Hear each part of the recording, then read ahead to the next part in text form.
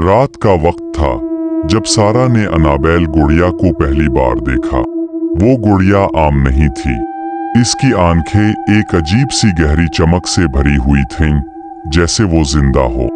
सारा ने इस गुड़िया को अपनी शेल्फ पर रखा, मगर इस रात कुछ ऐसा हुआ जो इसने कभी नहीं सोचा था। अचानक रात के वक्त सारा की आंखें खिल गईं।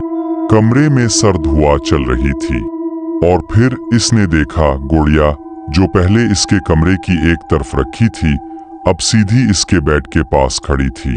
इसके हाथों में कुछ चमक रहा था, एक खून का धब्बा। इसके बाद एक हल्की सी आवाज आई, जैसे गुड़िया इससे कुछ कह रही हो। सारा ने जल्दी से कंबल ओढ़ लिया और आंखें बंद कर ले।